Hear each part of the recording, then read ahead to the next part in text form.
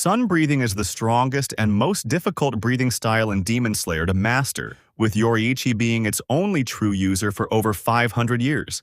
The only person to wield it after him is Tanjiro. But have you ever wondered what would have happened if every Hashira in the current era could use sun breathing? How much would the story change? Would Muzan and his demons even stand a chance against them?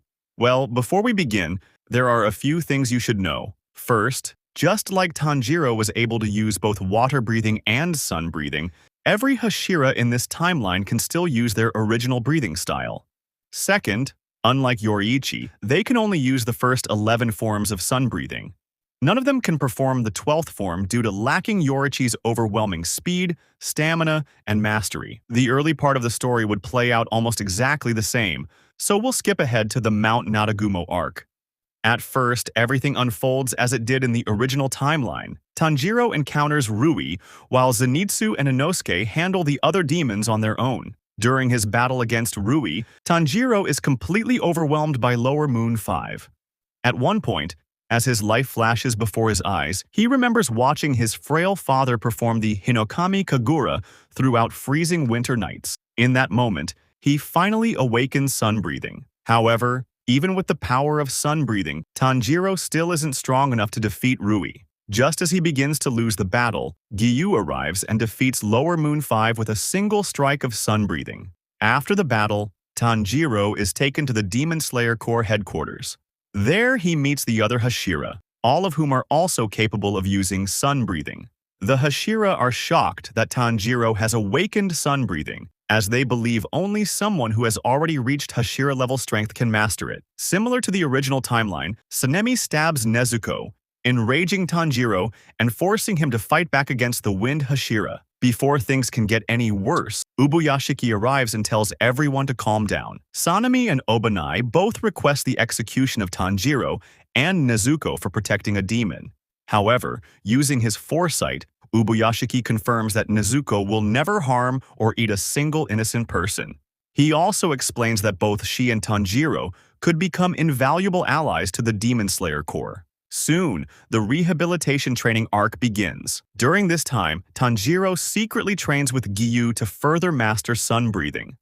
Under Gyokko's guidance, his mastery of the style improves significantly.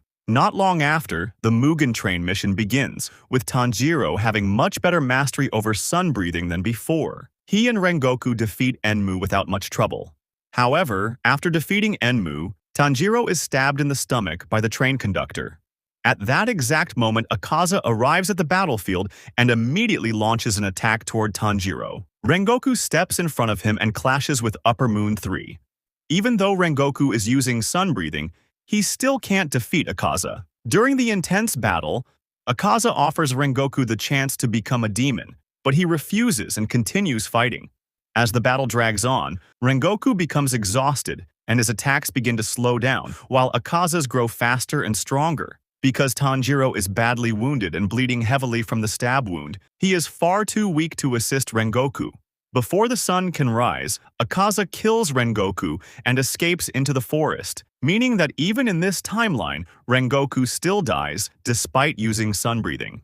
After losing Rengoku, Tanjiro becomes both mentally and physically exhausted, but not for long. He concludes that Rengoku died because he wasn't strong enough. Determined to never let that happen again, Tanjiro trains harder than ever before, pushing himself beyond his limits every single day.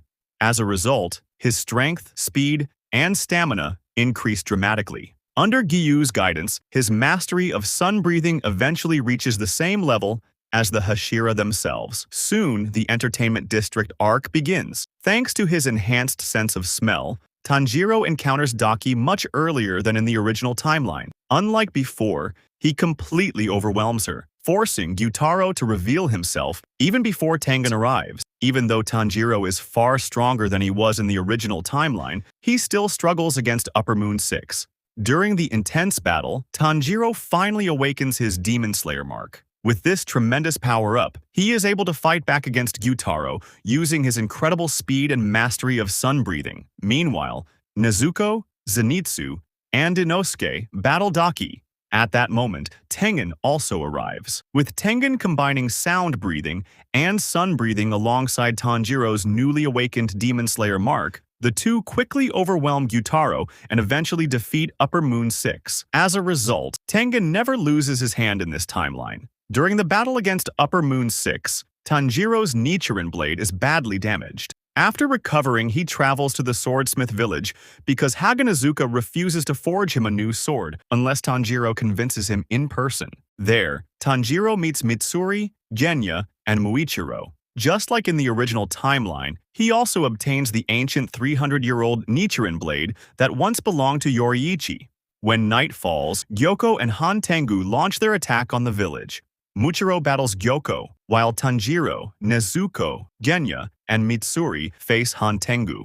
Despite being one of the strongest demons, Hantengu is now up against two sun-breathing users. With Nezuko and Genya providing support, they defeat Upper Moon 4 before sunrise. Meanwhile, Muichiro awakens the Demon Slayer mark and, combining it with sun-breathing, completely overwhelms Gyokko. I mean, just imagine a descendant of Kokushibo using sun-breathing alongside the Demon Slayer mark. Because Hantengu is defeated before sunrise, neither the Demon Slayer Corps nor Muzan discovers Nezuko's immunity to the sun. As a result, Nakami is never ordered to locate the Demon Slayer Corps headquarters, giving the Corps months of peace to prepare for the final battle. During that time, Tamayo and Shinobu are also able to perfect the drugs needed to weaken Muzan and potentially turn demons back into humans. While developing the drugs, Tamayo notices that Nezuko's blood is unlike that of any other demon she has ever examined. After several experiments, she discovers the truth. Nezuko has conquered the sun. Meanwhile, Sanemi and Obanai reveal that they once discovered an entrance to the Infinity Castle while chasing a demon. Using Yushiro's tracking abilities and Kagaya's strategy, the Demon Slayer Corps spends the next several months searching for another entrance while preparing for the final battle. During this time, Tanjiro continues refining his sun-breathing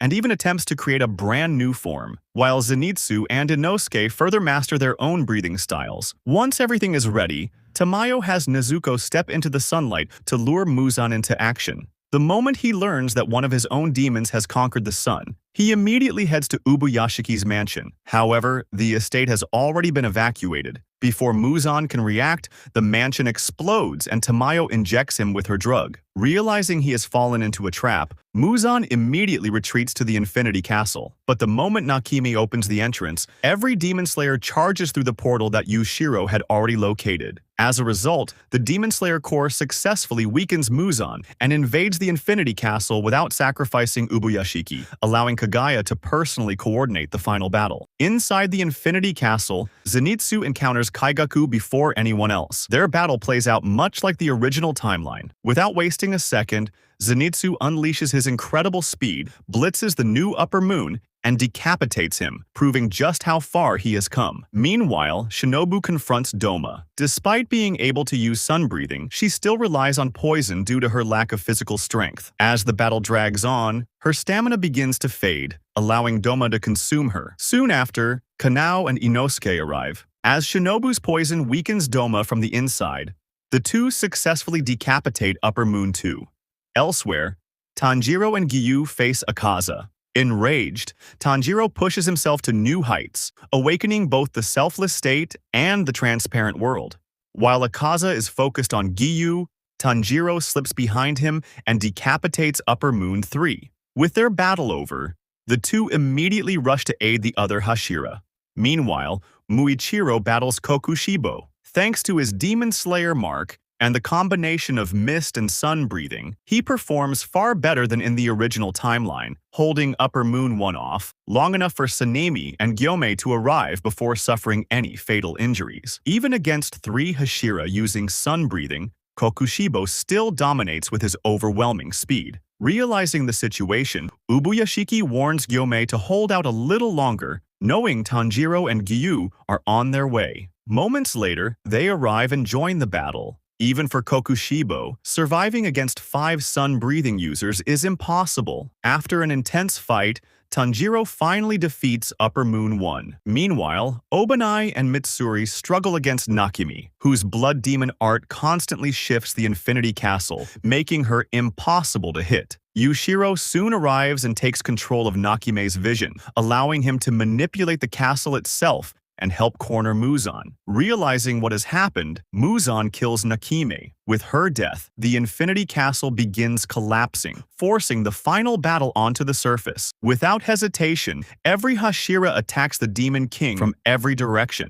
Despite being overwhelmed, Muzan's regeneration allows him to fight back, eventually knocking every Hashira unconscious. At that moment, Tanjiro recalls Yoriichi's memories and realizes everyone has been using sun breathing incorrectly. For the first time in centuries, someone performs the true sun breathing. Seeing Tanjiro's movements, Muzan is reminded of Yoriichi and begins to panic. At the same time, Tamayo's drug fully takes effect. As the Hashira regain consciousness and rejoin the battle, Muzan is given no chance to recover. Desperate, he attempts to flee, but Tanjiro's relentless attacks keep him pinned down until the sun finally rises. With nowhere left to run, the Demon King is reduced to ashes. After the battle, every Hashira who made it out of the Infinity Castle alive survived the final war. Overall, sun breathing completely changed the course of the story, allowing the Demon Slayer Corps to defeat Muzan